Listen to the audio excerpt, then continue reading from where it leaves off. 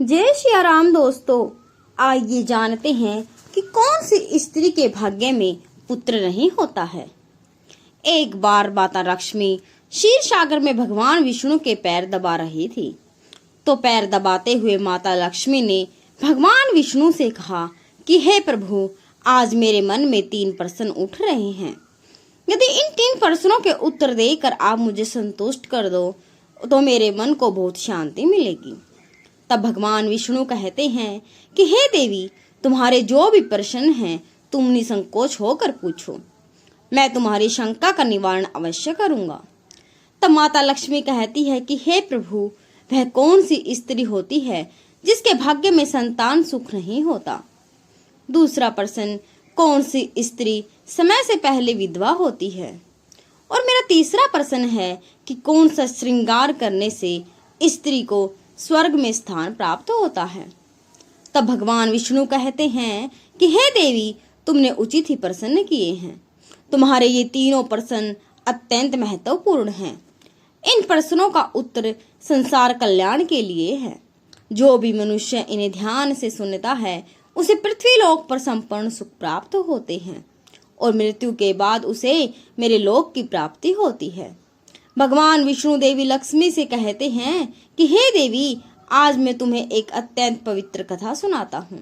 इस कथा के माध्यम से तुम्हारे सभी प्रश्नों का उत्तर तुम्हें प्राप्त होगा, लेकिन तुम्हें इस कथा को ध्यान से पूरा सुनना होगा।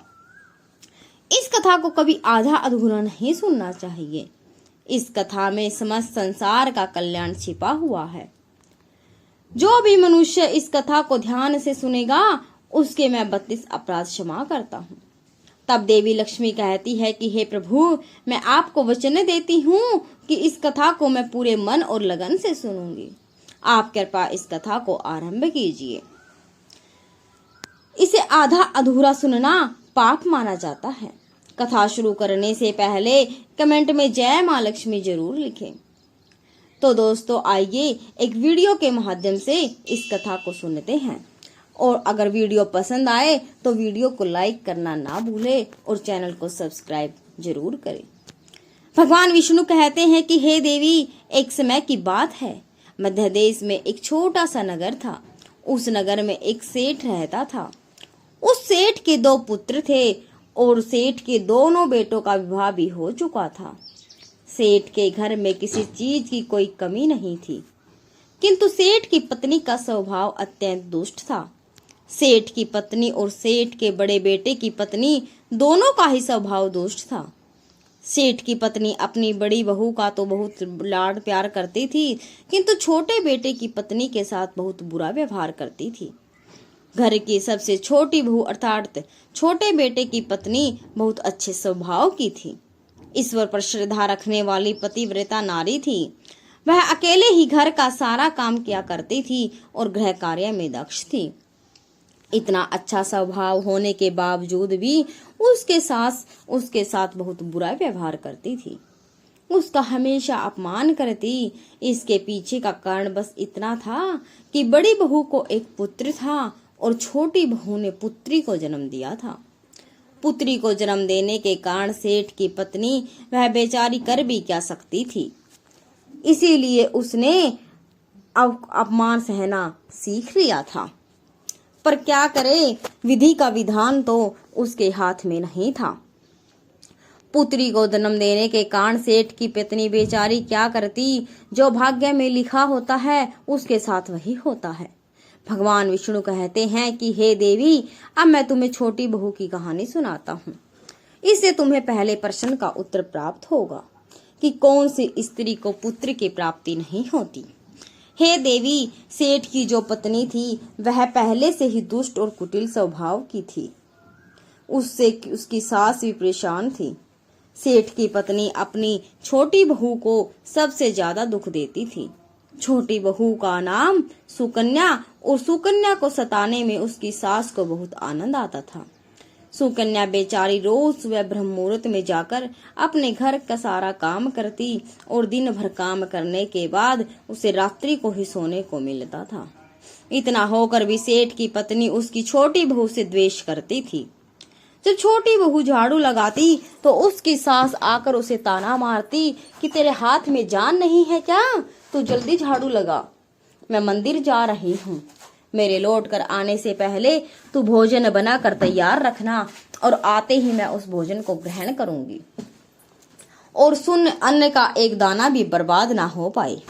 बेचारी सुकन्या चुपचाप अपनी सास का अत्याचार सहन करती थी और उसकी सास की हर आज्ञा का बड़ी ही विनम्रता से पालन करती थी। फिर छोटी बहू खाना बनाते हुए सोचने लगी कि मैं घर का इतना काम करती हूँ लेकिन फिर भी मैंने चैन की सांस नहीं है। मेरी सासू माँ किसी न किसी बात को लेकर मुझे ताना मारती ही रहती है, पता नहीं कब उनकी ताना देने की आदत जाएगी। सुकन्या इतना सोच ही रही थी कि तभी घर के दरवाजे पर खटखटाने की आवाज सुनाई दी। छोटी बहू ने सोचा, अभी तो भोजन तैयार भी नहीं हुआ है, लगता है मेरी सासू माँ आ गई है, अब वह फिर से सताना मारेगी। तब सुकन्या ने दरवाजा खोला तो उसने देखा कि द्वार पर एक सन्यासी खड़ा हुआ है। वह सन्यासी सुकन्या से कहने लगा कि बेटा सदा सुहागिन रहो, तुम इस सन्यासी के लिए कुछ भोजन का दान करो। हे पुत्री, मुझे बड़ी भूख लगी है। तब सुकन्या ने सोचा, अगर मैं इस सन्यासी को भोजन करा दूं तो इतने में मेरी सास आ गई तो मेरी खैर नहीं। कुछ देर तक विचार करने के बाद सुकन्या ने सोचा, यदि मैं सासू माँ के ताने के डर से इस सन्यासी को भोजन नहीं कराऊंगी तो मुझे महापाप लगेगा, मेरा सारा पुण्य नष्ट हो जाएगा। इतना सोचकर सुकन्या ने उस सन्यासी को घर के अंदर बुला लिया। अतिथि धर्म का पालन करते हुए सुकन्या उस सन्यासी को भोजन कराने लगी। उतने में ही उसकी सास घर पर आ पहुंची और उस सन्यासी को घर के अंदर भोजन करता हुआ देखकर उसे बहुत गुस्सा आ गया। वह चिल्लाते हुए सुकन्या से कहने लगी, यहाँ पर क्या किसी प्रकार का भंडारा चल रहा है जो तू राह चलते भिखमंगों को घर में बिठाकर खाना खिला रही हो।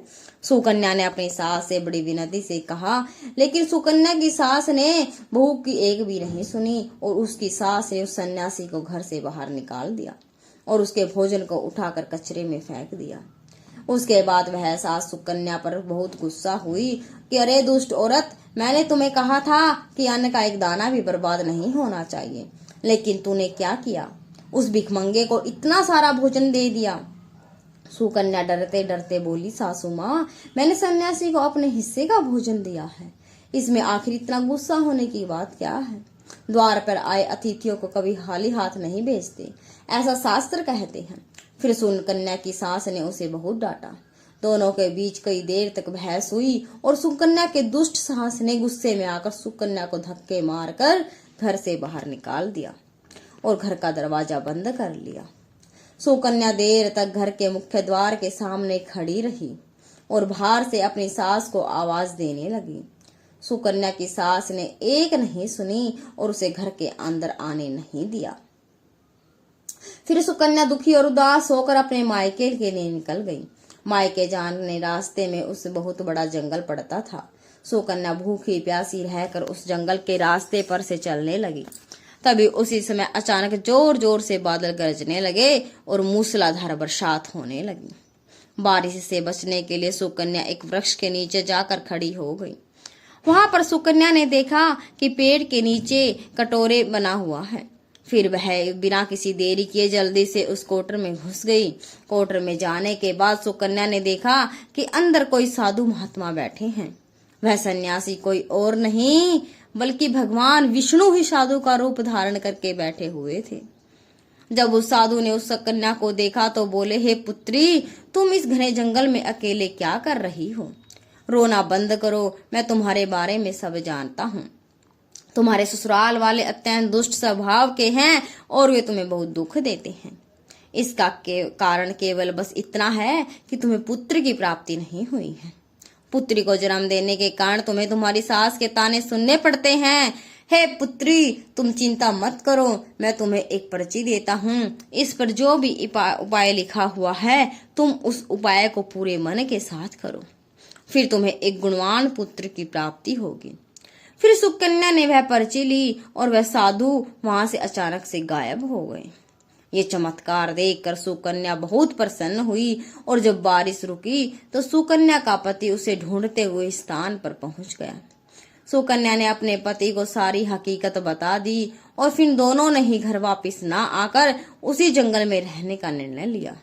वहीं पर रहते हुए एक दिन सुकन्या के मन में पुत्र प्राप्ति का ख्याल आया और मन ही मन सोचने लगी कि यदि मेरा भी कोई पुत्र होता तो आज ससुराल में मुझे बहुत ज्यादा इज्जत मिलती। तभी सुकन्या को उस साधु के द्वारा दी गई पर्ची की याद आ गई और फिर जब उसने वह पर्ची खोल कर पढ़ा तो उसने देखा कि जो स्त्री पुत्र प्राप्ति की कामना रखती है उसे रात्रि में अपने पति की बाईं तरफ सोना चाहिए। ऐसे करने से कुछ समय के बाद में बाएं करवट लेटने से नाक का दाहिना स्वर और दाहिनी करवट लेने से नाक का बायां स्वर चालू हो जाता है। फिर जब पुत्र की इच्छा हो तो उस स्थिति में मिलन से पहले यह निश्चित कर लेना चाहिए कि पुरुष का दायां स्वर चलने लगे और स्त्री का बायां स्वर चलने लगे और उसी समय पर गर्भधानी किया जाना चाहिए। ऐसा करने से निश्चित ही पुत्र की प्राप्ति होती है। इसके विपरीत नाक के स्वर चलने से पुत्र की प्राप्ति होती है। और उस पर्ची में आगे लिखा था कि मासिक धर्म शुरू होने के बाद पहले 4 दिनों में पुरुष के साथ मिलन करने से पुरुष को रगड़ता प्राप्त होती है और 5वीं रात्रि में मिलन करने से पुत्र की प्राप्ति होती है तथा 6ठी रात्रि में मिलन करने से पुत्र रत्न की प्राप्ति होती है। 7वीं रात्रि में मिलन करने से बंध्या पुत्री की प्राप्ति होती है। 8वीं रात्रि में मिलन करने से बलशाली पुत्र की प्राप्ति होती है। 9वीं रात्रि में मिलन करने से सुंदर कन्या की प्राप्ति होती है और 10वीं रात्रि में मिलन करने से विद्वान और अति श्रेष्ठ पुत्र की प्राप्ति होती है। 11वीं रात्रि में मिलन करने से सुंदर आचरण करने वाली कन्या की प्राप्ति होती है। 12वीं रात्रि में मिलन करने से गुणवान पुत्र होता है। 13वीं रात्रि में मिलन करने से लक्ष्मी स्वरूपा इस पुत्री की प्राप्ति होती है। 14वीं रात्रि में मिलन करने से गुणवान, बुद्धिवान तथा बलवान पुत्र होता है। फिर सुकन्या ने मासिक धर्म के बाद 14वीं रात्रि में अपने पति के साथ मिलन किया और उसके बाद गर्भ धारण किया। फिर दूसरे दिन सुकन्या का पति जंगल में लकड़ी काटने के लिए चला गया और सुकन्या घर पर पड़ी रही। फिर अचानक से तेज तूफान आया और सुकन्या की झोपड़ी उड़ गई। फिर सुकन्या दौड़ती हुई उसी पेड़ के कोटर में जाकर रुक गई जहाँ पर उसे वह साधु मिला था। सुकन्या वहां अपने पति की राह देख रही थी कि अचानक वहां पर 2 राक्षसी आ गई। वह राक्षसी अत्यंत मायावी थी। फिर उन्होंने उस कोटर के साथ पेड़ को उखाड़कर एक ऐसे स्थान पर चली गई जहाँ पर बहुत सारा सोना था। जब सुकन्या ने यह दृश्य देखा तो वह चौंक गई। सुकन्या पेड़ के कोटर में छिपी रही। जब वह राक्षसी भोजन की तलाश में गई तो सुकन्या ने उस स्थान पर से बहुत सारा सोना उठा लिया और उसे कोटर में भर लिया। जब वह राक्षसी लौट आई तो फिर से पेड़ में बैठकर वे उस पेड़ को उड़ाकर उसी जंगल में आ गई। राक्षसियों के जाने के बाद सुकन्या वह सारा सोना लेकर अपने पति के पास चली गई और उसे वह सारा सोना दे दिया। फिर पति और सुकन्या दोनों अपने ससुराल को लौट गई। वहां जाकर उसने अपनी सास को वह सोना दे दिया और सारी हकीकत बता दी, जिसे सुनकर उसकी सास को बहुत गुस्सा आया और बोलने लगी, अरे मूर्ख औरत, तू बस इतना ही सोना लेकर आ गई। इतने सोने से क्या होगा, मैं होती तो बहुत सारा सोना लेकर आती। फिर उसकी सास उस जंगल के कोटर में जाकर छिप गई और राक्षसों की राह देखने लगी। तभी वे 2 राक्षसी वहां पर आई और फिर उन्होंने उस कोटर को उड़ाकर एक बर्फीले पहाड़ पर ले गई। ये देखकर सास बहुत क्रोधित हो गई और बोलने लगी, ये कहाँ लेकर आई है, यहाँ तो बस बर्फ और मिट्टी है। तभी उन राक्षसियों ने उसकी आवाज सुनी और देखा तो एक बूढ़ी औरत पेड़ के कोटर में छिपकर बैठी है। फिर उन्होंने उस सास को बाहर निकाला और उस बर्फीले पहाड़ पर फेंक दिया। जमीन पर गिरते हुए उसकी मौत हो गई। इधर सुकन्या बड़े आनंद के साथ रह रही थी, लेकिन सुकन्या की सास कभी नहीं लौटी। तो सुकन्या ने जाकर उस कोटर में देखा तो वहां पर उसकी सास नहीं थी। उसे समझ में आ गया कि लालच के कारण उसकी सास की मृत्यु हो गई है। भगवान विष्णु कहते हैं कि हे लक्ष्मी, जिस स्त्री को पुत्र प्राप्ति की कामना हो उसे मैंने सुकन्या को दी हुई पर्ची में बताए उपाय जरूर करने चाहिए। तुम्हारा दूसरा प्रश्न था कि किस कारण से स्त्री जल्दी विधवा हो जाती है।